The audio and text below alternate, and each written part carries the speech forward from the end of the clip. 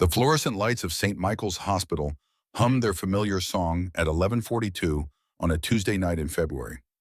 Catherine Morrison had heard that sound for 37 years. 37 years of squeaking shoes on linoleum that had been replaced 3 times in her career. 37 years of watching the clock hands crawl toward midnight while holding the hands of people who needed her more than sleep. Tonight, those hands felt heavier than usual. Kit everyone called her Kit had called her Kit since boot camp in 1979, moved through the trauma ward with the quiet efficiency of someone who had done this 10,000 times before. Check the IV drips, adjust the monitors, make sure the night shift had what they needed. Small acts, routine acts, the kind of work that became invisible after 4 decades. She was 65 years old. Her back ached in 3 places. Her hands, scarred from 1,000 needle sticks and chemical burns, trembled slightly when she held them still. Reading glasses hung on a chain around her neck because her eyes weren't what they used to be. But her mind was sharp, her instincts sharper. The night shift nurses had thrown her a party earlier, a grocery store cake with "Happy Retirement, Kit" written in blue frosting. A card signed by everyone in the trauma unit. Kind words, genuine smiles. The kind of send-off that makes you realize you're about to step off the edge of the world into nothing. Retirement. The word tasted bitter in her mouth. Kit had spent 6 years in the Navy as a hospital corpsman. Not in combat zones, and women weren't allowed in combat in those days, but in naval hospitals in Germany and Japan, patching up Marines and sailors who came back broken from places she wasn't allowed to go. She learned to stop bleeding, to calm panic, to look a 19-year-old boy in the eyes and tell him he was going to be okay even when she knew he wasn't. After her discharge in 1985, she went to nursing school, got her RN, started at St. Michael's in 1988, married Patrick Morrison, a Marine Corps sergeant who understood what it meant to serve without question. They had one daughter, Abigail. Patrick died in 2022 after a 2-year battle with cancer. Kit held his hand at the end just like she'd held the hands of countless patients. She was good at holding hands. Now the hospital was telling her it was time to let go. Kit pulled off her scrubs in the women's locker room. The space smelled like antiseptic and old coffee. She folded the blue fabric carefully, placed it in her bag. Civilian clothes felt strange. A sweater, jeans, like putting on someone else's skin. Her locker was almost empty. The photos of Abigail at various ages, the small cactus that somehow survived, despite her terrible care. The coffee mug that said, "Nurses saving your ass, not kissing it," all packed away in a cardboard box. 37 years reduced to things that fit in a box. She was closing the locker door when the alarm sounded. Not the soft chime of a regular call button. The screaming wail of a code blue. Cardiac arrest. All hands, life or death in the next 4 minutes. Kit's body moved before her mind caught up. Muscle memory. Training that went deeper than thought.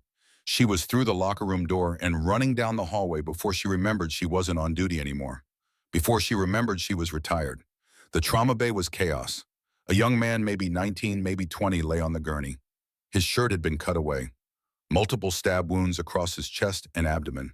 Blood everywhere. Too much blood. The kind of blood that meant minutes, not hours. Dr. Jeremy Walsh, a second-year resident, barely 30 years old, stood at the head of the bed with his hands shaking. 2 nurses, both new, both young, fumbled with equipment they should have known by heart. Where's the someone get me a central line kit?" Jeremy's voice cracked on the last word. The patient's monitor screamed. Blood pressure 60/40 and dropping. Heart rate 140 irregular. Oxygen saturation 82%. Kit saw it all in the space between heartbeats. Saw the hesitation in Jeremy's eyes. Saw the nurse drop a blood bag because her hands were shaking. Saw the other nurse searching desperately through cabinets for equipment that was 3 feet to her left. She saw one dying because the people trying to save him had forgotten how. Kit walked into the trauma bay. Not running, not shouting.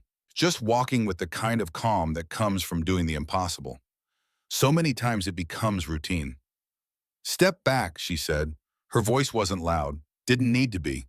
It carried the weight of 6 years in the Navy and 37 years in this hospital.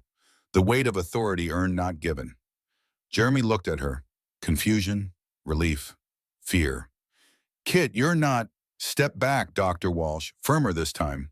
The voice she'd used on young corpsmen who froze during emergencies. The voice that saved lives. He stepped back. Kit moved to the gurney. Her hands went to work automatically. Found the femoral artery. Applied pressure. Not frantic. Controlled. Counting in her head. Watching the monitors. You, she said, pointing to the nearest nurse without looking up. 2 units O negative. Now you, pointing to the other pressure bag on the second unit. Set it to 300. Move. They moved. Kit's hands worked. Pressure here. Check the wounds. 3 deep penetrations. 1 nicked the subclavian artery, possibly a hemothorax. She leaned close to the patient's chest. Listened. Breath sounds absent on the right side. Tension pneumothorax. I need a 14-gauge angiocath, Kit said. Still calm, still controlled, like ordering coffee. We should wait for, Jeremy started. We don't have time to wait. Kit looked at him. Really looked at him. Let him see 37 years of experience looking back. This boy has a collapsed lung, and you're standing there wondering if you should do something about it. Give me the needle. Jeremy handed it over. Kit found the spot by feel. Second intercostal space mid-clavicular line. The textbook said to count ribs mark with a pen double check. The textbook assumed you had time. This boy didn't have time. She inserted the needle. Quick, precise, no hesitation. The hiss of escaping air was immediate. The monitor changed its song. Blood pressure rising, oxygen climbing, heart rate stabilizing. The boy gasped. A real breath. The first one in 2 minutes. Kit stepped back, stripped off the gloves she'd grabbed from the wall dispenser, walked to the sink, washed her hands. The water ran red, then pink, then clear. Behind her, Jeremy and the nurses worked frantically. IV lines, medications, the organized chaos of a code that was no longer quite so urgent. Kit dried her hands, looked at the clock. 11:58. 2 minutes until midnight. 2 minutes until she was officially retired. She walked toward the door. Wait, Jeremy's voice. Kit, wait, how did you? Kit turned. The young doctor looked at her like she'd performed magic, like she'd done something impossible. I did my job, Dr. Walsh, she said quietly. That's all. Now finish yours. She walked out. The hallway was empty. The hospital at night always felt like a different place. Quieter, darker. The fluorescent lights buzzed overhead, casting everything in harsh white and deep shadow. Kit made it to the elevator before the shaking started. Her hands, then her arms, then her whole body. Not fear, not adrenaline, something else. The weight of understanding that she'd just done that for the last time. Saved a life in those final 2 minutes of a 37-year career. The elevator doors opened. She stepped inside, pressed the button for the ground floor. The doors closed and Catherine Morrison was alone. Everett Walsh found her in the parking lot 20 minutes later. Everett was 28, a male nurse who'd started at St. Michael's 3 years ago. Kit had trained him, taught him the difference between doing something fast and doing something right. He was good. Would be great if he didn't let the hospital grind him down. Kit, he jogged across the parking lot, his breath fogging in the February cold. Kit waited. She was loading the last box into her trunk. Photos, a potted plant someone had given her, a framed certificate from the Navy that she'd kept in her locker for 37 years. Hey, Everett, she managed to smile. It felt like lifting weights. That was incredible back there. He was breathless, excited. Jeremy said you just walked in and you knew exactly what to do. He said the kid would have died if you hadn't. Jeremy would have figured it out, Kit said, closing the trunk. He's a good doctor. He just panicked. Happens to everyone. Can you teach me? The words tumbled out fast. I mean, I know you're retiring, but maybe you could, I don't know, mentor me or something, because what you did back there, that's what I want to be able to do. Kit looked at this young man, saw herself 40 years ago, eager, hungry, believing that competence and dedication were enough. You don't need me, she said gently. You're already good at this, Everett. You'll be great. Just remember, the patients aren't puzzles to solve. They're people, scared people. Be competent, but be kind. That's the secret. Everett nodded slowly. Will you come back, I mean? Maybe, Kit lied. She wouldn't come back. Coming back would make it real, would make her face the fact that she was no longer necessary, that the hospital would keep running without her, that life would go on. Everett hugged her, quick and awkward. Thank you, Kit, for everything. Then he was gone, jogging back to the hospital because his shift wasn't over and people needed him. Kit stood alone in the parking lot. It was 3 in the morning. The lot was nearly empty. Just scattered cars under yellow sodium lights that turned everything the color of old bones. Her RAV4 sat in the spot where she'd parked it 10,000 times. She knew every crack in the pavement, every shadow. She fumbled in her purse for her keys. Her hands were still shaking. Retirement. The word kept circling her mind like a vulture. What did retired mean? What did Catherine Morrison do when she wasn't Nurse Morrison?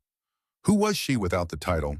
The purpose, the need. Patrick had asked her that once, near the end when the cancer had taken everything but his mind. What will you do, Kit, when you retire? Rest, she'd told him. I'll rest. He'd smiled, that sad smile that meant he knew she was lying and loved her anyway. You don't know how to rest, Catherine. You know how to serve. It's who you are. He'd been right. Kit opened the trunk again, not to add anything, just to look. The boxes, the photos, the pieces of a life that suddenly felt very small. A brown envelope slipped out from between two frames. Old, yellowed. She'd forgotten it was there. Her hands moved automatically. Opened it. Inside, a single letter. Handwritten. The ink faded but still legible.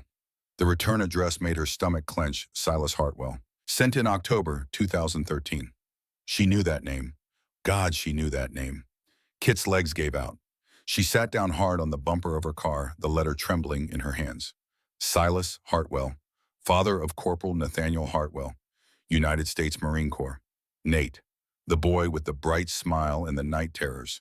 The boy who'd been 21 years old and broken when they'd brought him to St. Michael's in the summer of 2011. Nate had been in Afghanistan. Second deployment. His Humvee hit an IED. He survived. His best friend didn't. For 3 months, Nate couldn't close his eyes without seeing his friend's face. Couldn't sleep without screaming. The nightmares were so bad, they had to restrain him. Kit had volunteered to sit with him. Night after night after night, 73 consecutive nights, she'd pull a chair into his room during her breaks after her shift before her shift. She'd sit in the darkness and talk softly about nothing important. Weather, baseball, her daughter Abigail. Anything to give Nate's mind something to hold on to besides the memories. Some nights she'd sing, Amazing Grace. It was the only hymn she knew all the words to. Her voice wasn't good, but Nate said it helped.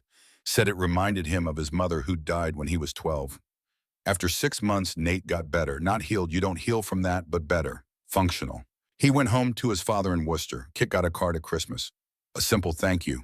She tucked it away and moved on to the next patient. Then in March of 2012, she'd seen the news. A Marine Corps operation in Helmand Province. 5 casualties. She'd seen the names scroll across the bottom of the screen. Corporal Nathaniel Hartwell, 21 years old, killed in action. Kit had walked into the hospital bathroom and cried for 20 minutes. Then she'd dried her eyes, fixed her makeup, and gone back to work. Because that's what you did. You mourned, and then you kept going. She'd never heard from Silas after that. Assumed he'd blamed her. Maybe hated her. She'd made Nate believe life was worth living, and then he'd gone back and died for it. Now, 12 years later, she held his letter in shaking hands.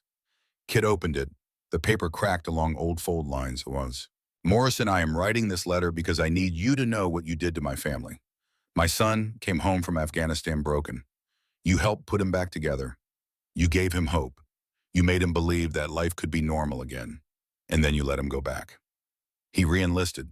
Did you know that 6 months after coming home, he signed up for another tour, said he had unfinished business, said a good woman had taught him that running from fear wasn't the same as being safe. He died in Helmand Province on March 14, 2012. He was 21 years old. He had his whole life ahead of him. You gave him that hope. You made him think he could survive anything. You were wrong. I will never forgive you for giving my son the courage to go back and die. Silas Hartwell. Kit read it twice, then a third time. The words didn't change, the anger didn't fade, the accusation stayed sharp. She folded the letter carefully, put it back in the envelope. Her hands weren't shaking anymore. They were numb. Had she done that? Had she encouraged Nate to be brave when she should have encouraged him to be safe? Had she sent a boy to his death with her kindness? The questions spiraled. No answers. Just the cold February air and an empty parking lot and a letter that felt like a conviction. Kit stood up, closed the trunk, walked to the driver's side door. She needed air, needed to think, needed to footsteps. Not the casual shuffle of someone heading to their car. Something different, precise, multiple sets, moving in formation. Kit turned. 4 figures emerged from the shadows at the edge of the parking lot. They moved with the synchronized precision of military training. As they came into the light, Kit saw the uniforms. Navy dress whites, formal, ceremonial, the kind of uniform you wore to funerals or to deliver important news. Her heart hammered against her ribs. Had something happened to Abigail? But no, Abigail was Air Force Reserve, not Navy. And she'd texted just 3 hours ago. The four men stopped 10 feet away, all of them tall, all of them fit, all of them wearing the unmistakable trident pin of Navy SEALs. The oldest of them, maybe 48, with gray at his temples and eyes that had seen too much, stepped forward. He came to attention. His posture was parade ground perfect. Then slowly and with great deliberation, he saluted. The other three followed. Four hands raised in unison. Four men standing at attention in an empty parking lot at 3:15 in the morning, saluting a 65-year-old nurse who'd just retired. Kit stood frozen. The bag on her shoulder slipped to the ground. She couldn't move, couldn't think, couldn't process what she was seeing. The lead SEAL held the salute for 5 seconds. Then he dropped his hand and spoke. "Ma'am," his voice was deep, textured with emotion held barely in check. "Are you Catherine Morrison?" Yes," her voice came out hoarse. "I'm Kit Morrison. Is something wrong?" "No, ma'am, nothing's wrong." He paused. "My name is Commander Holden Brennan, United States Navy SEALs. These are Chief Petty Officers Wade Sutton, Garrett Lynch, and Deacon Rivers." The three men nodded but didn't speak. Holden reached into his dress white jacket, pulled out something small, held it with both hands like it was made of glass. It was a photograph. Old. The edges worn from being carried and looked at many times. He stepped forward, extended it toward her. "Ma'am, do you remember this man?" Kit took the photo with trembling fingers. The face that looked back at her was young, 21 at most, bright eyes, a confident smile that didn't quite hide the ghosts behind it. He wore Marine Corps dress blues. The photo had been taken at some formal event. A ball, maybe? Or a promotion ceremony. Kit's breath caught in her throat. "Nate," she whispered. "Nathaniel Hartwell." "Yes, ma'am." Holden's voice was gentle now, careful. "Nate Hartwell, do you remember him?" Kit looked up. Tears blurred her vision. "Of course I remember him. I took care of him after Afghanistan. After the IED, he had PTSD, terrible nightmares. I sat with him for—" She stopped, swallowed hard. "I remember him." The four SEALs exchanged glances. Something passed between them, some shared knowledge. "Ma'am," Holden said, "we need to tell you about Nate, about the night he died, and about what he wanted you to know." Kit shook her head. Confusion. Fear. The letter from Silas burned in her mind. "I don't understand. Why are you here? Did his father send you? Because I already know. I already know he blamed me for—" "No, ma'am." Holden's voice was firm. "Silas Hartwell didn't send us. Nate did." Silence. The parking lot, the cold, the yellow lights. Four SEALs in dress whites standing at attention, and Kit Morrison, 65 years old, holding a photo of a boy she'd tried to save 12 years ago. "Ma'am," Holden continued, "Nate Hartwell was my brother in arms. We served together in the same unit. I was with him the night he died in Helmand Province." Kit's legs felt weak. She leaned against her car for support. "Before his last deployment," Holden said, "Nate wrote letters, instructions really, in case he didn't come home. One of those letters was about you. He made me promise that when you retired, whenever that was, we would find you, and we would tell you what he wanted you to know." "What?" Kit's voice broke. "What did he want me to know?" Holden looked at the other three men. They nodded. Some decision made without words. "Ma'am, could we talk somewhere more private? What we need to tell you, it's going to take some time. And there are things Nate left for you, things you need to see." Kit looked at these four men. Navy SEALs, elite warriors, standing in a parking lot at 3 in the morning asking permission to talk to an old nurse about a dead Marine. She should have said no. Should have gotten in her car and driven away.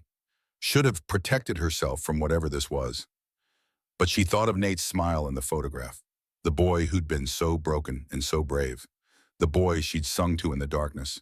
"Yes," she said. "Yes, we can talk." Holden nodded. "Thank you, ma'am, but first," he paused. "There's something else you need to know. Something that happened tonight, something that makes this meeting more urgent than we planned." Kit frowned. "What happened tonight?" "The patient you saved," Holden said. "The young man in the trauma bay. His name is Lucas Brennan. He's my nephew, and someone just tried to kill him in his hospital room 30 minutes ago." The world tilted. Kit grabbed the car door to steady herself. "What Lucas is someone tried to—" "He's alive," Holden said quickly. "Security stopped them. But ma'am, this isn't over. My nephew is a federal witness. He's testifying against some very dangerous people. They want him dead before he can testify. And right now he's asking for you." "For me, why would he—" "Because you saved his life," Holden said simply. And because he's scared. And because Nate's letters told me that when someone is scared and needs help, there's only one person I should trust. The woman who stayed awake 73 nights to help a broken Marine remember how to sleep. Kit stared at him. The absurdity, the impossibility. She'd retired 4 hours ago. She was supposed to go home, rest, figure out what came next. Instead, she was standing in a parking lot with 4 Navy SEALs who just told her that a boy she'd saved was in danger and that a ghost from 12 years ago had sent them to find her. I don't understand, Kit said. I'm retired. I can't. Ma'am, Holden said, and his voice carried the weight of command now. We're not asking you to fight. We're asking you to do what you've always done. Take care of someone who needs you. Just one more time. Kit closed her eyes, saw Patrick's face, heard his voice. You don't know how to rest, Catherine. You know how to serve. She opened her eyes, looked at Holden Brennan, at the 3 other SEALs, at the photograph of Nate Hartwell still clutched in her hand. Tell me everything, she said. Commander Holden Brennan smiled. It was a warrior's smile, grateful and grim. Yes, ma'am, he said, but not here. Come with us. There's someone who wants to meet you, someone who's been waiting 12 years to say thank you. They drove in silence through the empty streets of Boston. Kit sat in the back of a black SUV with Holden beside her. The other 3 SEALs followed in a second vehicle. No lights, no sirens, just 2 dark shapes moving through a city that was still asleep. Kit watched the familiar streets pass by. Beacon Hill, the Common, places she'd driven past 10,000 times on her way to and from the hospital. Now they felt foreign, like she was seeing them for the first time, or perhaps the last time. Her phone buzzed, a text from Abigail in Seattle. Mom, did you make it home okay? Call me when you wake up. Love you. Kit typed back with shaking thumbs, still wrapping things up. We'll call tomorrow. Love you too. She hated lying to her daughter. But what was she supposed to say? I'm in a car with Navy SEALs heading to some unknown location because a dead Marine left me a letter and your cousin is in danger. Abigail would think she'd lost her mind. Maybe she had. Where are we going? Kit asked. Safe house in Quincy, Holden said. 20 minutes. We moved Lucas there an hour ago. Only 5 people know the location. And you trust all 5? Holden's jaw tightened. I trust 4 of them completely. The 5th I'm working on. Kit understood what he wasn't saying. Someone had leaked Lucas's location at the hospital. Someone on the inside. Someone who knew which room, which floor, which shift would be vulnerable. Tell me about Lucas, she said. What did he witness? Holden looked at her, measuring, deciding how much to share. Lucas is 21, college student at Northeastern, computer science major. Last September, he was working part-time as a data entry clerk for a security company. Legitimate business, or so he thought. He noticed some irregularities in the files, coded transactions, money moving in patterns that didn't make sense. Money laundering, Kit said. Worse. The security company was a front for an organized crime network, East Coast operation, drugs, human trafficking, protection rackets. Lucas stumbled onto their entire digital infrastructure, names, dates, amounts, everything. Kit's hands were cold. She tucked them under her arms. And he went to the police. FBI, Holden corrected. 3 months ago. He's been in protective custody ever since. Trial starts in 6 days. His testimony will put away 19 people, including some very connected people who don't want that to happen. The SUV turned onto a side street. Warehouses, industrial buildings shuttered for the night. The kind of neighborhood that looked different in daylight but felt predatory in the dark. That's why they came for him tonight, Kit said. Last chance before trial. Yes, ma'am. Holden's voice was tight. We had security. 2 marshals outside his room, but someone got past them. We found 1 marshal unconscious. The other one he let them through. Paid off, Bao. We're investigating, but yes, that's what we think. Holden's fist clenched on his knee. Lucas is my sister's boy. My responsibility. I promised her I'd keep him safe. Then someone walked right into his hospital room with a knife and... He stopped, took a breath. You saved him, ma'am. The doctor said another 2 minutes and he would have bled out. Kit remembered the boy on the gurney. Young, scared, blood everywhere. She hadn't known his name then. Hadn't known he was connected to any of this. She'd just seen someone dying and moved to stop it. The way she always did. Who stabbed him, she asked. We don't know yet. Happened in the parking garage at his apartment building yesterday evening. Lucas was taking out trash. Someone came from behind. 3 stab wounds before Lucas got away. He drove himself to St. Michael's. Barely made it. Brave kid. Stupid kid, Holden said, but there was affection in his voice. Should have called 911, but he was scared they'd trace the call. Paranoid. Can't blame him after everything. The SUV pulled into an alley between two brick warehouses. The second vehicle followed. Holden spoke into a radio. Echo 1 approaching. Status? A voice crackled back. Clear, north entrance. They parked. Holden opened Kit's door. The February wind cut through her sweater like a blade. She should have worn a coat. Should have done a lot of things differently tonight. The safe house wasn't a house at all. It was the second floor of an old warehouse that had been converted into office space years ago and then abandoned when the economy shifted. The windows were blacked out. A single security camera watched the entrance. Inside the space was bare concrete and exposed pipes. Temporary lighting on stands. Medical equipment that looked military grade. A bed in the center surrounded by monitors. And in that bed, a young man with dark hair and frightened eyes. Lucas Brennan looked like he was 12 years old. 21, Holden had said, but fear made him younger. Pale skin, bandages across his chest visible above the hospital gown, an IV line running to his left arm. His right hand gripped the bed rail like it was the only solid thing in the world. When he saw Kit, his eyes went wide with recognition and something else. Relief, maybe, or hope. You, he whispered. You're the nurse, the one who, easy, Kit said, moving to his bedside automatically. Her hands checked his IV, glanced at the monitors. Blood pressure stable, heart rate elevated but not dangerous. Good color despite the blood loss. How are you feeling? Like someone tried to kill me? Lucas's voice shook, twice. Kit pulled up a chair, sat down, looked him directly in the eyes with the kind of steady gaze that said, I'm here and I'm not leaving. Tell me what hurts. Physical pain, not emotional. We'll get to emotional later. Lucas blinked, surprised by the directness. My chest, where the knives went in, burns when I breathe deep. That's normal. You've got 3 puncture wounds, all muscle deep. One nicked your subclavian artery, which is why you bled so much. But we got it under control. The tissue will heal. You'll be okay. How long? 6 weeks for the tissue to fully repair. Longer for the scars to fade. But you'll be functional in 2 weeks. Maybe less if you follow instructions. Lucas stared at her, really looked at her, searching for something. How do you know? How can you be sure? Kit took his hand, the same way she'd taken Patrick's hand, the same way she'd taken Nate's hand 12 years ago. The simple human contact that said you're not alone in this. Because I've been doing this for 37 years, Lucas. I know the difference between someone who's going to make it and someone who isn't. You're going to make it. Something in his face softened. The white knuckle grip on the bed rail loosened just slightly. My uncle said you're retired. As of midnight tonight, yes. But you're here. Yes. Why? Kit glanced at Holden, who stood in the shadows watching this exchange with an expression she couldn't quite read. Then back at Lucas. Because your uncle asked me to be. And because when someone needs help, I don't know how to say no. Lucas's eyes filled with tears. He blinked them back hard, trying to maintain some dignity. I'm scared. I'm really scared. They found me at my apartment. They found me at the hospital. They're going to find me here too, aren't they? Maybe, Kit said honestly, because lying to scared people never helped. But tonight, right now, you're safe. And I'm going to make sure you stay that way. You're a nurse, not a bodyguard. Kit smiled. It was a small smile, but genuine. Lucas, I was a Navy corpsman before I was a nurse. I know how to keep people alive in situations a lot worse than this. Trust me. Lucas studied her face. Whatever he saw there seemed to satisfy him.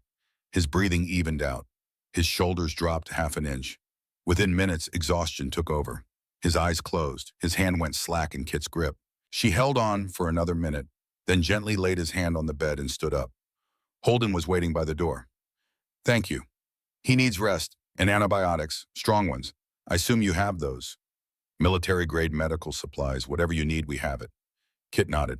Then I'll stay with him tonight. Monitor for fever, watch for infection. Make sure those wounds don't reopen. Ma'am, you don't have to. I know I don't have to, Kit said quietly. I want to. But Holden, you said Nate left me something. You said there were things I needed to see. Holden's expression changed, became heavier, like he was carrying something that weighed more than it should. Yes, ma'am, in the other room, whenever you're steady.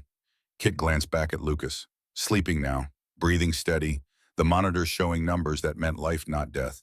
Give me 5 minutes. She checked his vitals one more time. adjusted his IV drip slightly, made sure the call button was within reach even though he was unconscious. Old habits, necessary habits, the kind that had kept people alive for 37 years. Then she followed Holden into a smaller room at the back of the warehouse. The three other SEALs were waiting. Wade Sutton Garrett Lynch and Deacon Rivers, all of them standing at parade rest, all of them watching her with an intensity that made her skin prickle with something between respect and anticipation. On a metal table in the center of the room sat a wooden box, small, maybe the size of a shoebox. The wood was dark with age and handling. Carved into the lid in careful block letters was a name, Catherine Morrison.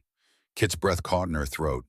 Holden stepped forward, placed his hand on the box like it was something sacred. Nate Hartwell made this in his woodshop class in high school. He was good with his hands, good at making things that lasted. He paused. He started filling it the day he met you, and he kept filling it until 3 days before he died. Kit moved closer. Her hand trembled as she reached for the lid. "Ma'am," Holden said softly, "what's in this box? Nate never sent it to you because he thought you'd try to stop him from re-enlisting. He thought you'd feel responsible. So he left it with me. Made me promise I'd find you when you retired and give it to you then, when you'd have time to read it, time to understand what it meant." Kit opened the box. Inside were letters, dozens of them, all handwritten on plain white paper, all folded carefully, all addressed to her in neat block printing. She picked up the first one. The date in the corner read July 15th, 2011. Her hands shook as she unfolded it. "Dear Kit, I don't know if I'll ever send these letters. Probably not. You just tell me to stop being dramatic. But I need to write them anyway. Need to put words to what you did for me. Today was the first day I didn't think about killing myself. I've been here 3 weeks. 3 weeks of doctors and medication and people telling me it gets better. None of it helped. I still woke up screaming. Still saw Danny's face every time I closed my eyes. Still felt like the world would be better off without me in it. Then you sat down in my room last night. You didn't try to fix me. Didn't give me platitudes about time healing all wounds. You just sat there in the dark and told me about your daughter learning to drive, about how scared you were letting her behind the wheel, about how sometimes the bravest thing we do is let go and trust. You sang to me, Amazing Grace. Your voice isn't great, no offense, but it helped. For the first time in 3 months, I fell asleep without nightmares. Today I woke up and thought, maybe I can do this. Maybe I can survive this. That's because of you. Thank you." Nate Kit's vision blurred. She set the letter down carefully, picked up the next one. August 3rd, 2011. "Dear Kit, 73 nights. That's how many times you've sat with me now. The other nurses think you're crazy. I heard them talking yesterday. They said you're spending your breaks in my room instead of resting. That you're going to burn out. But I don't think you're crazy. I think you understand something they don't. That sometimes the medicine people need isn't in a bottle, it's in presence. In someone choosing to stay when they could leave. You told me tonight about your husband, about Patrick, how he was a Marine too, how he came back from Iraq different, how you learned to love the person he became, not just the person he was. That gave me hope. That maybe I don't have to be the same Nate who left for Afghanistan. Maybe I can be someone new, someone who carries the scars but isn't defined by them. You're teaching me that, not with words, with actions. Thank you." Nate Kit's hands move faster now. Letter after letter, weeks turning to months. Nate's handwriting growing steadier, his words growing stronger. She could see his healing in the progression of ink on paper. November 22nd, 2011. "Dear Kit, I'm going home tomorrow. The doctors say I'm ready. My dad is coming to pick me up. I'm terrified. Not of the nightmares. Those are better now, not perfect, but better. I'm terrified of forgetting what you taught me, of losing the strength I've built here. But then I remember something you said last week. You said courage isn't the absence of fear, it's acting despite it. So I'm going home and I'm going to act despite the fear, because you showed me how. Thank you." Nate Kit set that letter down, picked up the next one. The date made her freeze. February 8th, 2012, 3 weeks before Nate died. "Dear Kit, I re-enlisted today. I know what you'd say if I told you. You'd ask me if I'm sure, if I've thought it through, if I'm running towards something or away from something. The truth, both. I'm running toward purpose, toward the brothers I left behind, toward unfinished business. And I'm running away from the person I was becoming at home. Comfortable, safe, empty. You taught me that surviving isn't the same as living, that breathing isn't the same as being alive. I'm going back because you taught me life is worth fighting for. Not just mine, everyone's. If I don't come back, I need you to know this isn't your fault. This is my choice, my calling. You gave me the tools. I'm choosing how to use them. Thank you, Nate. The letters blurred together now. Kit's tears fell onto the paper-smudging ink that was 12 years old. She couldn't stop reading, couldn't stop seeing Nate's words, his growth, his determination to become something more than his trauma.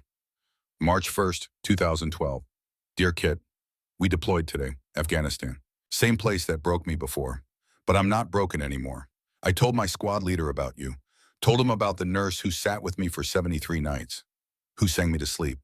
Who taught me that fear is just information, not instruction. He asked me what I learned from you. I said I learned that the strongest thing a person can do is stay.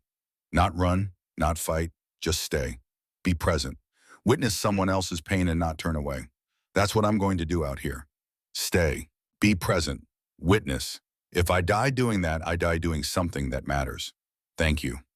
Nate, March 11th, 2012. The last letter. 3 days before he died. Kit's hands shook so hard she could barely hold the paper. Dear Kit, tomorrow we're going on a mission. High risk. Our intel says there's a group of Taliban holding 8 Marines hostage in a compound near Helmand province. Command wants to send in drones, airstrike. Minimal risk to our forces. But those 8 Marines will die if we do that. I volunteered to go in on foot. Small team, extraction mission. Holden tried to talk me out of it. Said I don't have to prove anything. Said I've already done my part, but this isn't about proving anything. It's about doing what you taught me to do. Stay. Be present. Don't turn away. 8 Marines need someone to stay, to not give up on them, to believe they're worth the risk. You taught me that everyone is worth the risk. If I don't make it back, I need you to know something. Something I've never told you because I was afraid it would sound stupid. You saved my life, Kit. Not in the hospital. Every single day after. You gave me 4 years of living with purpose instead of 80 years of existing in fear. That's a gift, the greatest gift anyone ever gave me. Don't feel guilty. Don't blame yourself. Don't carry this. I made my choice. I chose to live bravely because you showed me how. Thank you. For everything, love, Nate. Kit folded the letter with shaking hands. Set it down carefully with all the others. 52 weeks, 52 letters, a year of Nate's life documented in words he never sent. She sat there in silence.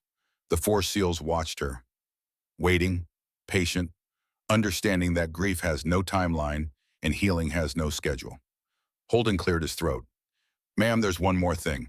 Something Nate left for you, not a letter, something else. He pulled out his phone, tapped the screen, held it toward Kit. Nate recorded this 3 days before the mission, the same day he wrote that last letter. He gave it to me on a flash drive, made me promise I'd play it for you, but only after you'd read the letters. He said you'd need context first. Kit's hands trembled as she took the phone.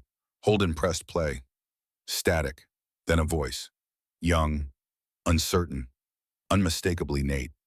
Kit, if you're hearing this, I didn't make it back, and Holden kept his promise. A pause. Background noise, voices, equipment, the ambient sound of a forward operating a base preparing for war. I've been trying to record this for 3 days, kept starting over, deleting it, but I'm running out of time, so here it is. You saved my life, everyone knows that part, but what they don't know is how many times, not just in the hospital, every single day after. There were mornings I woke up and thought, why bother? What's the point?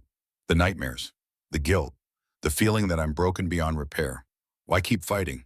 And then I'd remember something you said, or something you did, the way you sat with me on night 47 when I was convinced I was going crazy. You didn't tell me I wasn't. You just said crazy is okay. Crazy means you're human. Crazy means you felt something so deeply it broke you. That's not weakness, Nate. That's proof you loved your friend. His voice cracked. You gave me permission to be broken. And somehow that's what let me heal. Tomorrow I'm going on a mission. High risk, probably won't end well, but I volunteered because you taught me something I didn't know before. You taught me that life isn't about avoiding pain. It's about choosing what pain means. I can let Danny's death mean I'm a coward who survived when he shouldn't have. Or I can let it mean I have a responsibility to live bravely enough for both of us.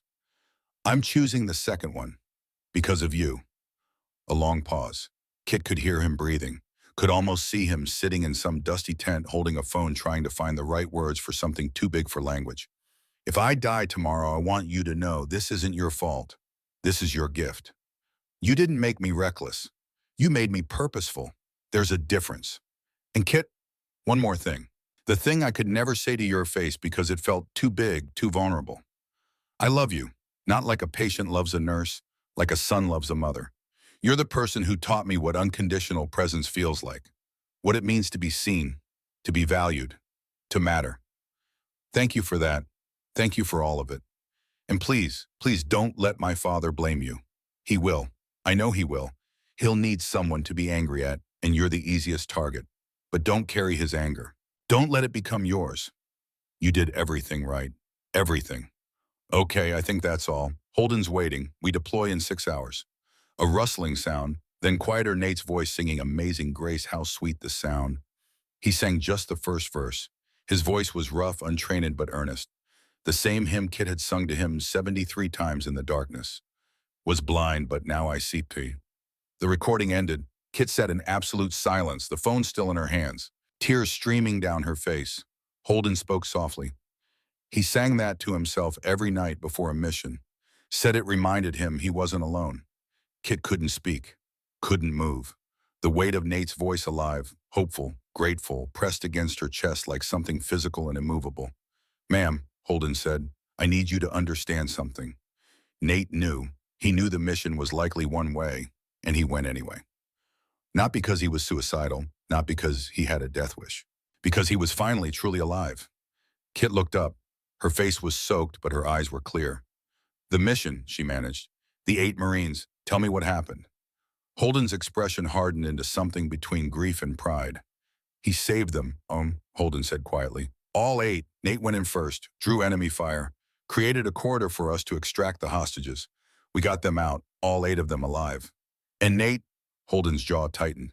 He took 7 rounds covering our retreat. He knew what he was doing, knew it was a suicide run. He did it anyway.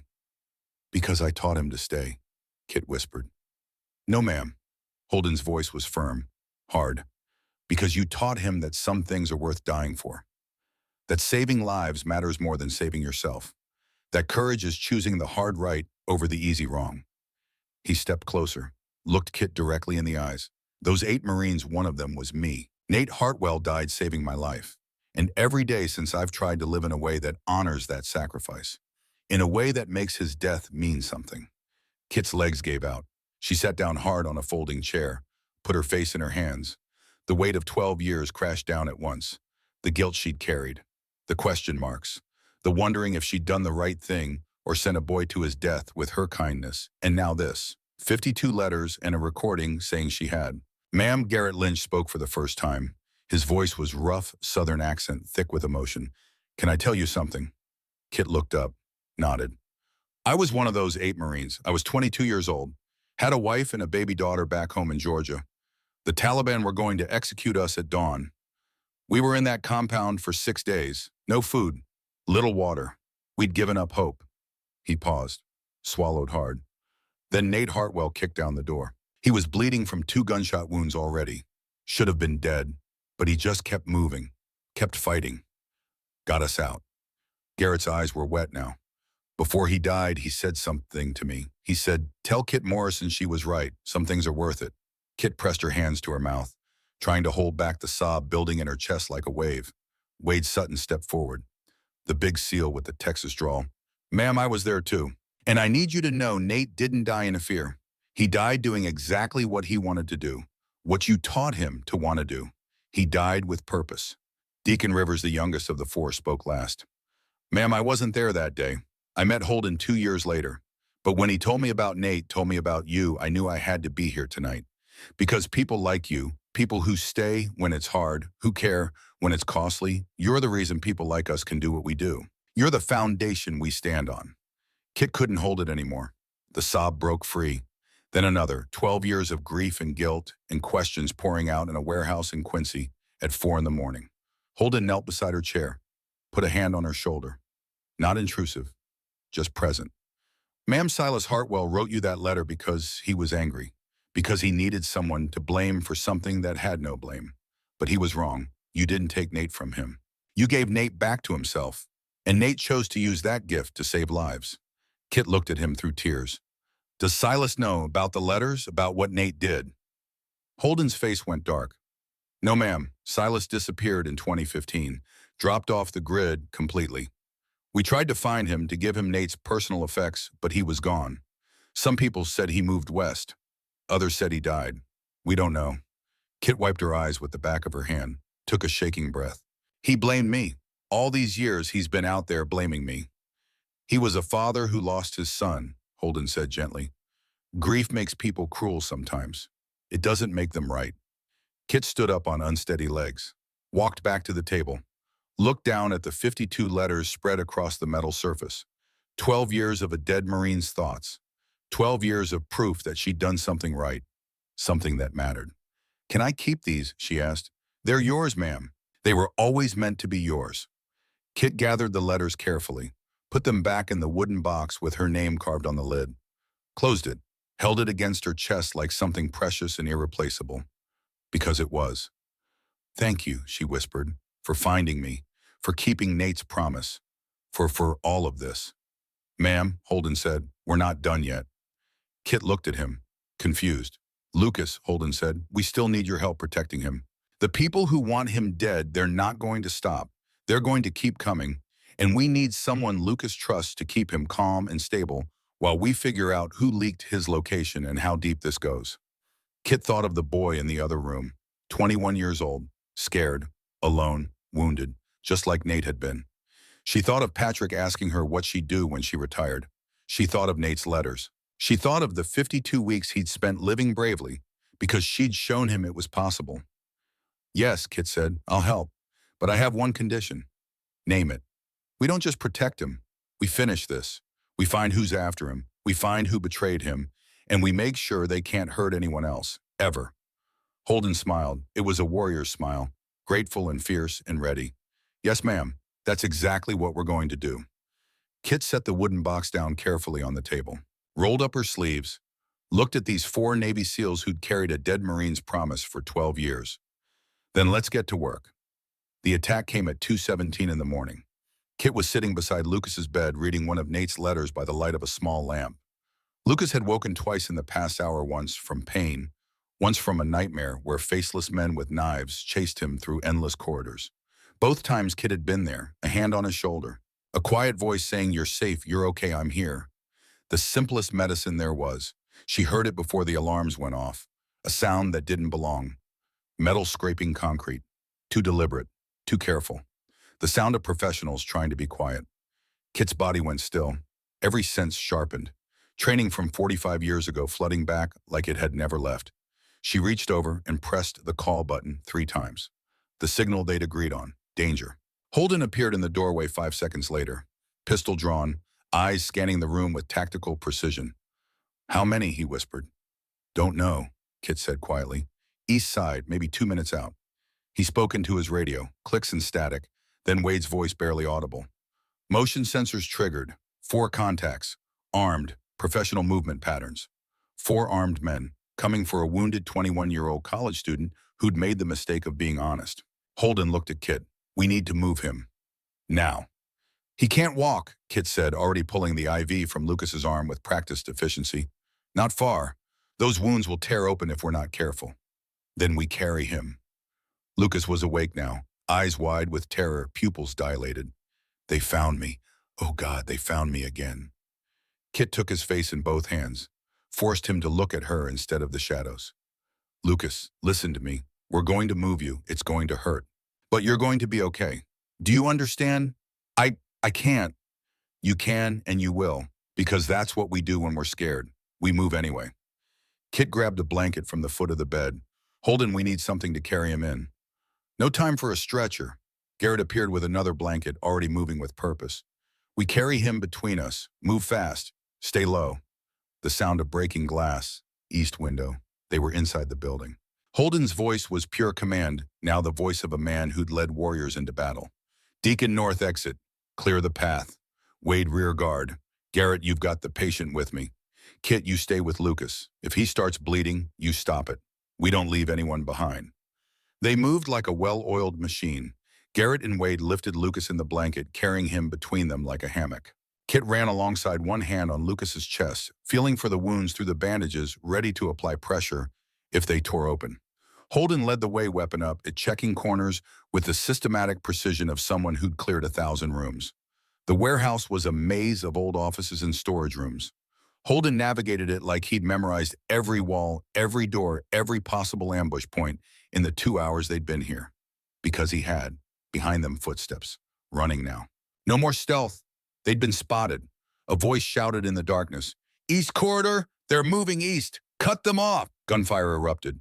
The sound was deafening in the enclosed space. Concrete chips exploded from the wall beside Kit's head. She didn't flinch, didn't slow down, just kept her hand on Lucas's chest, monitoring his breathing, and kept moving forward. Wade returned fire. 3 shots. Precise, controlled, professional. A scream, 1 attacker down. They burst through a door into a stairwell. Down, always down. Holden had planned for this. The exit was in the basement, an old loading dock that opened onto an alley where their vehicles waited. Lucas was crying now, not from fear, from pain. The movement was tearing his wounds. Kit could feel blood seeping through the bandages under her palm. Warm, wet, too much. "Stop," Kit said firmly. "We need to stop. He's bleeding."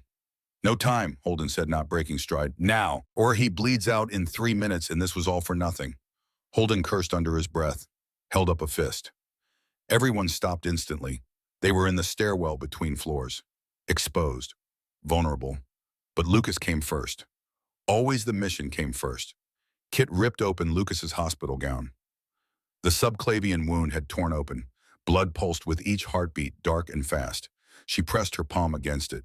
Hard, harder than Lucas could stand. He screamed, the sound echoing in the concrete stairwell. "I know," Kit said, her voice steady despite her racing heart. "I know it hurts, but I've got you. Just breathe." She reached into the medical bag Garrett carried on his belt, found what she needed without looking. Hemostatic gauze, the kind they used in combat when there was no time for proper surgery. She packed it into the wound with quick, efficient movements. Applied pressure, counted to 30 in her head. Above them, footsteps on metal stairs, coming fast, getting closer. "Kit," Holden said quietly. A warning, a question. How much longer? 10 more seconds. She could see the attackers now. 2 men rounding the landing above them. Black tactical gear, professional weapons. Moving with the confidence of people who'd done this before and expected to do it again. The first one raised his rifle. Holden shot him twice. Center mass. The man fell backward with a wet sound that Kit had heard too many times in her career. The second attacker got a shot off. The bullet sparked off the metal railing inches from Kit's head, so close she felt the heat of it pass. She didn't move, didn't stop counting. Lucas's life was measured in seconds now, and she wouldn't waste a single one on fear. Wade dropped the second attacker with a single headshot that would have been impressive if it wasn't so terrible. "Done," Kit said, pressing a final piece of tape over the gauze. "Move." They ran, down the last flight of stairs, through the basement that smelled of rust and old machinery, past forgotten storage and abandoned dreams. The loading dock was ahead. Deacon had the door open. A van waited in the alley, engine running, exhaust visible in the cold February air. They loaded Lucas inside. Kit climbed in after him, immediately resuming pressure on his wound. Garrett took the wheel. Holden claimed the passenger seat. Wade and Deacon followed in the second vehicle, providing rear security. The van rocketed through the alley. No lights, no pretense of caution. Speed was safety now. Distance was survival. Lucas was going into shock. Kit could see all the signs: pale skin going gray, rapid shallow breathing, dilated pupils, confusion. She elevated his legs with a duffel bag, kept pressure on the wound with one hand while checking his pulse with the other. Thready but present, fast but not impossibly so. "Where are we going?" she asked. "Backup location." Holden said, his voice tight with controlled tension. "Wade's uncle's place in Dorchester. No one knows about it, no records, no paper trail. The uncle's in Florida for the winter." "How far?" 15 minutes if traffic stays clear." Kit looked down at Lucas. His eyes were closing. Not good. "Stay with me," she said firmly. "Lucas, look at me. Stay awake." "Tired," he mumbled. "So tired." "I know, but you don't get to sleep yet. We had a deal, remember you stay alive? I keep you that way. Can't do my part if you don't do yours. She adjusted her pressure on the wound. Talk to me. Tell me about school. What's your favorite class? Advanced algorithms. His voice was weak but present. Professor Riley, she's really good. What do you want to do after graduation? Don't know, maybe cybersecurity? Help catch bad guys. A weak laugh. Ironic, right? Not ironic. Perfect. We need people like you.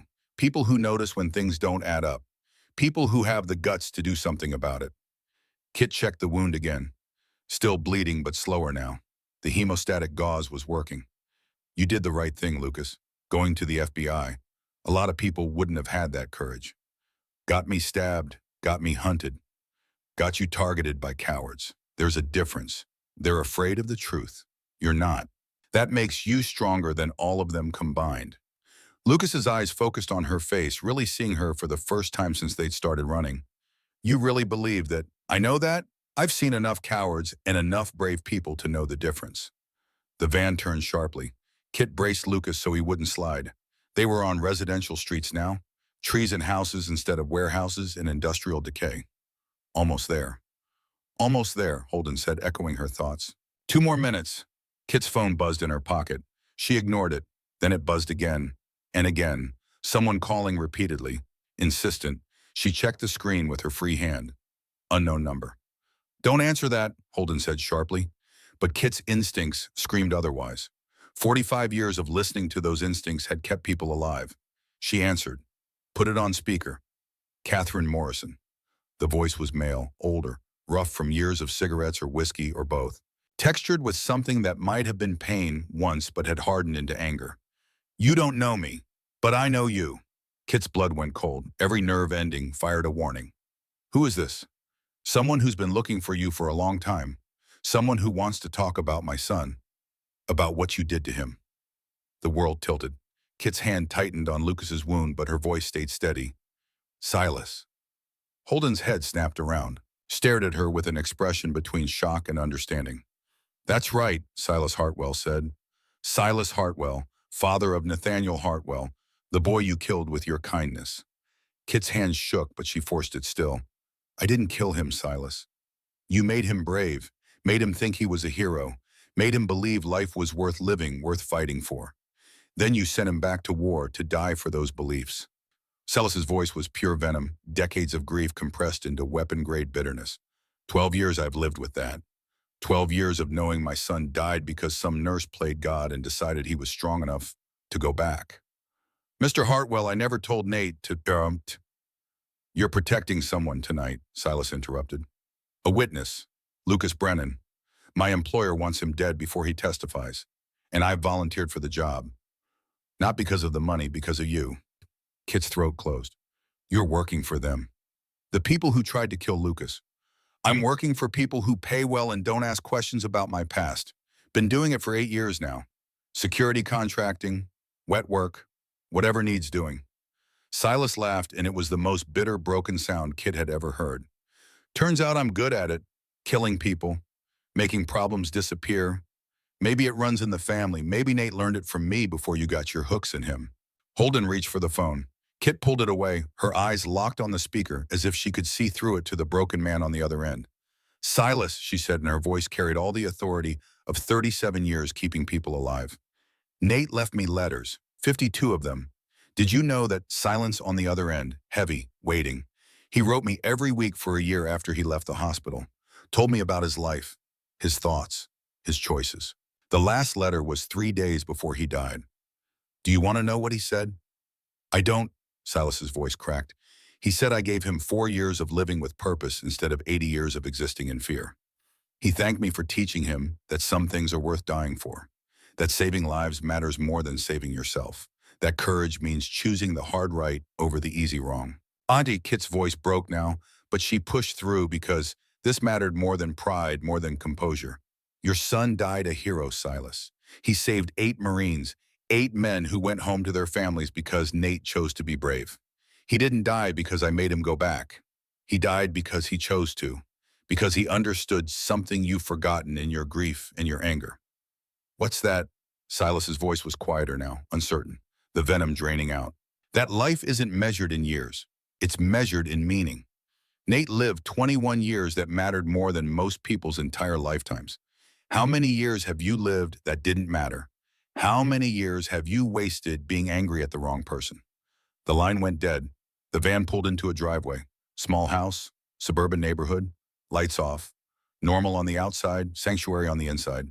They carried Lucas inside, set him up in the master bedroom. Kit cleaned and redressed his wounds properly now, with time and light and proper supplies. The bleeding had stopped. His vitals were stabilizing, color returning to his face. He'd be okay. For now. She found Holden in the kitchen an hour later. He was cleaning his weapon with the methodical precision of ritual, each movement practiced 10,000 times. That was risky, he said without looking up. Talking to Silas like that. He needed to hear it. He's coming for us. You know that. He knows where we are now, or he will soon. He's got resources, connections. He'll find us. Kit dried her hands on a dish towel, looked at Holden directly. I know, but maybe there's a chance he'll listen, that he'll remember who Nate was instead of just mourning who he lost, that he'll read those letters and understand. And if he doesn't, then we deal with it. Kit's voice was hard now, determined, the voice of someone who'd decided something and wouldn't be moved. But I'm not going to let him kill Lucas, or hurt anyone else. Nate wouldn't want that, and I won't dishonor Nate's memory by letting his father become a murderer. Holden studied her face. You've changed since we met you in that parking lot. Something's different. Kit thought about the wooden box upstairs carefully placed on the dresser in the room where she'd sleep for a few hours. The 52 letters. The 12 years she'd spent believing she'd failed Nate. The revelation that she hadn't, that she'd given him exactly what he needed. I remembered who I am, she said simply. I'm not just a retired nurse. I'm someone who stays, someone who doesn't give up, someone who taught a broken Marine how to be whole again. And I'm not done yet. Her phone rang, same unknown number. Kit answered without hesitation. Silas. I broke into your car. His voice was different now, shaking, raw. While you were at the first safe house. Picked the lock. Took the box, the one with my son's letters. Kit's hand tightened on the phone. A violation, but also a long pause filled with breathing that sounded like it hurt. I read them, every single one. Sat in my car for 2 hours and read my son's words. Words he wrote to you, not to me. To you. Silas, I've been wrong. The words came out broken, shattered. For 12 years I've been wrong about everything. Yes, Kit said quietly, you have. He loved you. Did you know that in the letters, he called you his second mother, said you understood him better than I ever did, better than I ever tried to? Tears ran down Kit's face, but her voice stayed steady. He loved you too, Silas. He wrote about you, about wanting to make you proud, about hoping you'd understand why he went back. I wasn't proud. When he re-enlisted, I was furious. Told him he was being stupid, selfish. Said he was abandoning me, throwing away the second chance he'd been given. Silas's voice cracked completely now. The last conversation I had with my son, I called him selfish, called him ungrateful. Then he died, and I couldn't take it back. Couldn't tell him I was wrong. Couldn't tell him I was just scared of losing him. He knew you loved him, Kit said softly. Anger comes from love. Fear comes from love. He understood that. I've done terrible things, Catherine. Since he died, I've hurt people, killed people, became the kind of man Nate would be ashamed to call his father. Then stop, right now, this moment. Stop being that man. It's not that simple. The people I work for, they'll kill me if I back out. Kill me and then kill Lucas anyway. And they'll still succeed. They've got 12 more contractors on standby. 12 men who will do whatever it takes. Kit's heart sank. Well, 12. Lucas's testimony puts away 19 people. Combined, they're worth $500 million. They'll spend whatever it takes to silence him. I'm just one piece. If I fail, they'll send the others. Holden had been listening. He leaned close to the phone. Silas, this is Commander Holden Brennan. I was one of the Marines your son saved. Do you remember me from the letters? Silence. Then the letters. He mentioned you, said you were his team leader, said you were like a brother. That's right, and I made Nate a promise before he died. I promised I'd look after the people he cared about. That includes you, Silas, whether you believe it or not. I don't need Yes, you do. You need a way out of the hole you've dug, and I can give you one. But you have to help us first. You have to choose. Choose what? Choose whether you want to be the man who kills in Nate's name or the man who saves people in his memory. Choose whether his death broke you permanently or whether it can still mean something. Choose whether you honor him by becoming like him or dishonor him by becoming what he fought against. The silence stretched for 45 seconds. Kit could hear Silas breathing, ragged, uncertain, standing at a crossroads 12 years in the making. What do you need? Silas finally said. Holden's expression didn't change, but something in his eyes sharpened. Tell us everything. Who hired you? Where they are? How they're coordinating? The whole network. Give us the information and I'll get you into federal protection. New identity, new life.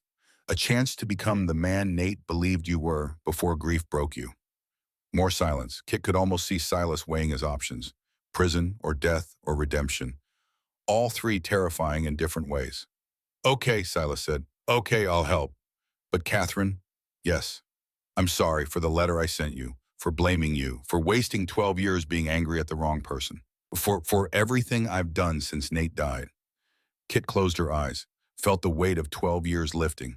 Not completely, never completely, but enough. I forgive you, Silas. Now help us finish this. Help us save Lucas. Help us make sure Nate's sacrifice meant something. I will, I promise. The next 6 hours were controlled chaos. Silas provided names, locations, meeting times, communication protocols. The entire organizational structure of the criminal network that wanted Lucas dead. He'd been on the inside for 3 years. Knew everything, every weakness, every connection. Holden contacted the FBI. Not just any agent, his former commanding officer who'd retired to the Bureau. Someone he trusted absolutely. Someone who couldn't be bought because he'd already turned down fortunes trying. The FBI moved with military precision, coordinated raids across 5 states, arrested 11 of the 19 targets before dawn broke over the Atlantic. The other 8 fled, but their assets were frozen within hours, their network destroyed, their power shattered. Lucas would still testify, still help put them away permanently, but the immediate threat was neutralized. The hunters had become the hunted, and Silas Hartwell disappeared into witness protection. But before he became someone new in some distant city, he asked to speak to Kit one final time. The video call connected at 6:47 a.m. Silas looked older than Kit expected. 70, maybe 72. Gray hair cut military short, weathered face mapped with lines of grief and regret. Eyes that had seen too much and understood too late. I want you to have something, he said. Nate's medals, his dress blues, the flag from his funeral. They're in a storage unit in Worcester. I'll send you the address and the key code. Silas, those should stay with you. No, firm, decided. I don't deserve them, not after what I've done, not after what I've become.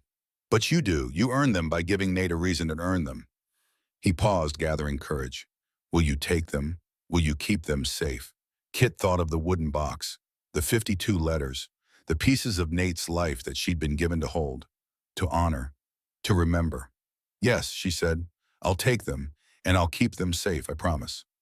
Thank you. Silas wiped his eyes with the back of his hand. One more thing. The letters. The box. Can I see them again? Before I go. Before I become someone else. Kit looked at Holden. He nodded slowly. I'll make copies, Kit said. Send them to your handler, digital and physical. So you'll always have them, so you can remember who Nate was, who you can still be. Silas broke down completely then. Sobbed like a child, like a man who'd been holding it together for 12 years and finally had permission to fall apart. He was a good boy, Silas managed between sobs. A good man. I wish I'd told him that more. Wish I'd been proud of him instead of scared for him. Wish I'd been the father he deserved. He knew Silas. In his own way he knew, and he forgave you long before you forgave yourself. The call ended. Kit sat in the quiet kitchen of a stranger's house in Dorchester, watching the sun rise over a city that had no idea how close it had come to more violence. How much had been prevented by letters and choices and people deciding to be better than their worst moments. Holden brought her coffee, black the way she'd mentioned she liked it hours ago. He remembered details. Good officers always did. You did good tonight, he said. Saved 2 lives, Lucas and Silas. Nate saved them. Ina, Kit corrected. I just delivered the message. Same thing. Kit sipped her coffee. Bitter and hot and perfect. What happens now? Now FBI processes the arrests. Lucas gets relocated until trial. You, Holden paused. You get to choose. You can walk away. Go home. This is over for you. Kit thought about her empty house, her empty calendar, her empty retirement that had seemed so terrifying 12 hours ago. Or, she asked, or you help us build something, a program, support for veterans dealing with PTSD trauma transition issues. Someone with your experience, your approach, we need that. The VA needs that. Hell, the whole country needs that. Mom, Kit looked out the window, watched the sun climb higher. A new day, a new chance, a new choice. Let me think about it, she said, but she already knew her answer. 8 weeks later, on a brilliant morning in April, Kit stood in Arlington National Cemetery. Section 60, row after row of white headstones marking graves of men and women who died in Iraq and Afghanistan. Young lives ended, old griefs beginning. Nate's grave was simple, just his name, his rank, his dates. 21 years compressed into two numbers that couldn't possibly contain everything he'd been. But today the grave wasn't empty. 80 people stood in a semicircle around it. Marines and SEALs and the 8 men Nate had saved, now in their 30s and 40s, some with gray hair and children of their own. All of them here to honor a boy who'd chosen to stay when he could have run. Holden stood at the front in his dress whites. Kit beside him in a simple black dress. In her hands she held the wooden box, always with her now, her constant reminder. We gather here, Holden said, his voice carrying across the quiet cemetery, to honor Corporal Nathaniel Hartwell. Not just for how he died, but for how he lived. For the choice he made to be brave, to be kind, to be present when presence was costly. He turned to Kit. Today we have the honor of presenting the first annual Nathaniel Hartwell Service Medal. This medal will be given each year to a medical professional, military or civilian, who embodies the values Nate learned from Catherine Morrison. The values of staying when others leave, of caring when it's costly, of choosing service over safety. Holden opened a small case. Inside was a medal, bronze, shaped like a pair of hands holding a heart. Simple, beautiful, meaningful. Catherine Morrison, Holden said formally. On behalf of the United States Navy, the Marine Corps, and the 8 men whose lives Nate Hartwell saved, we present you with this medal. Not only for what you did for Nate, but for what you did for the thousands of patients you served in 37 years. For the lives you saved, the hands you held, the hope you gave when hope seemed impossible. He pinned the medal to Kit's dress, then he stepped back and saluted. 80 people saluted. Marines and SEALs and civilians who'd served their country in different ways, all of them honoring a 65-year-old retired nurse who'd spent her career being invisible. Kit's eyes filled with tears, but she didn't look away, didn't hide. She stood straight and let herself be seen, let herself be honored, let herself believe finally that she'd done enough. After the ceremony, people lined up to thank her, to shake her hand, to tell her their stories, each one a ripple from a single act of kindness 12 years ago. The Marine whose life Nate had saved in Helmand Province, who'd named his daughter Catherine. The Navy corpsman who'd read Nate's letters and decided to become a nurse. The mother whose son came home from Iraq with PTSD, who found help because Nate's story gave her hope that healing was possible. Ripples, all of them ripples spreading outward from 73 nights of sitting in darkness and choosing to stay. Lucas was there too, healed now, walking without a limp. The trial had ended 3 weeks ago. 19 convictions. Justice served in a courtroom instead of an alley. I start my new job Monday, he told Kit. FBI Cybersecurity Division. They recruited me after the trial, said they need people who understand how to find patterns in chaos. Kit smiled. That's perfect. You'll do important work there. Because of you, you kept me alive long enough to matter. You kept yourself alive, Lucas. I just helped. There's a difference. He hugged her, tight, the kind of hug that says thank you and goodbye, and I'll never forget you all at once. When most people had left, Kit stood alone at Nate's grave. The sun was setting, golden light across white marble, beautiful and terrible and necessary. She opened the wooden box, took out the last letter. Read it one more time, though she'd memorized every word. You gave me 4 years of living with purpose instead of 80 years of existing in fear. Kit folded the letter carefully, put it back, set the box on top of the headstone. I understand now, she said quietly to the stone, to the memory, to the ghost of a boy who'd changed her life by letting her change his. What you were trying to tell me. It's not about how long we live.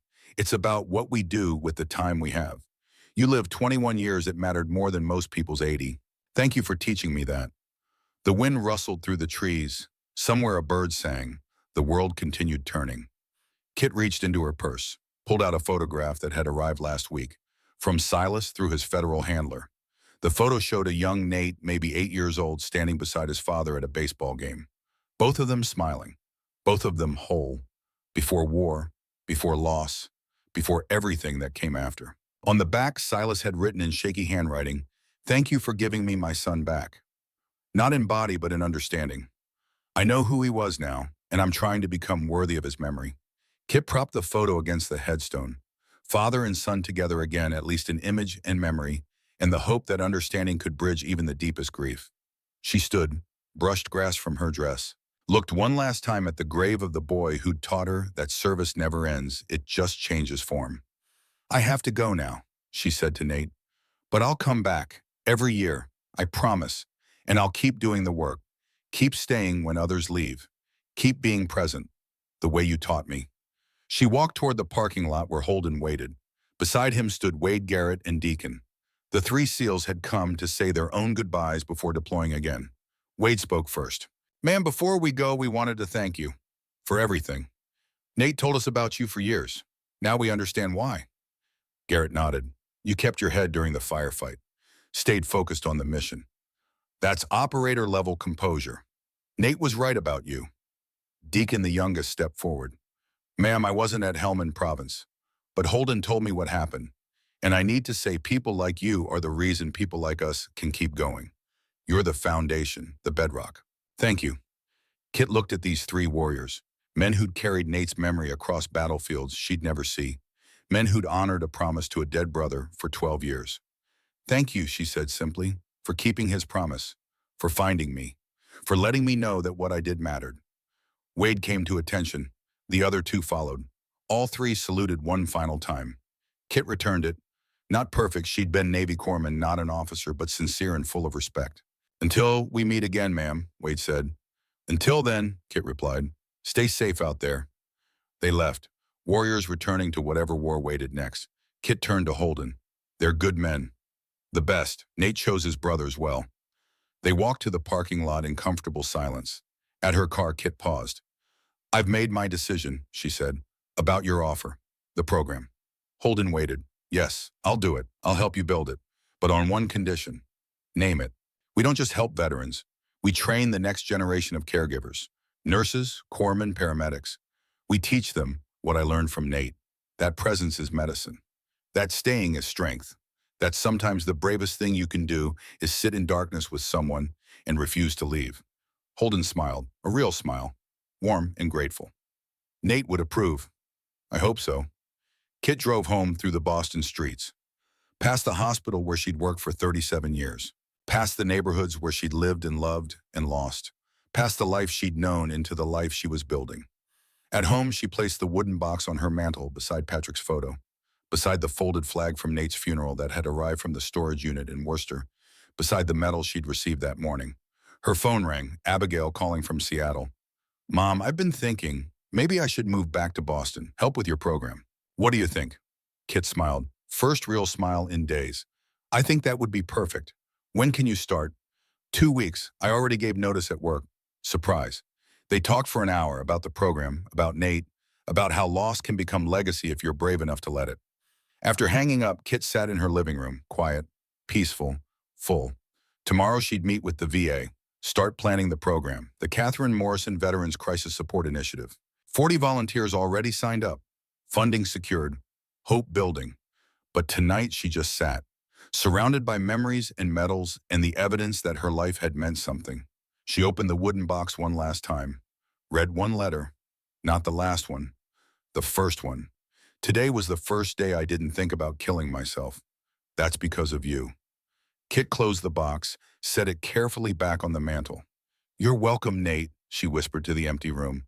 "And thank you for everything you taught me, everything you gave me, everything you showed me about what it means to live bravely."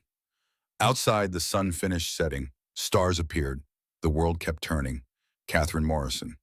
Kit to those who knew her, ma'am, to those who honored her, stood up, made tea, prepared for tomorrow. The work never ended, and she wouldn't have it any other way. Service wasn't what you did, it was who you were, and she would keep serving until her final watch ended. In the quiet of her living room, surrounded by ghosts who'd become guides, she sang softly. Just the first verse.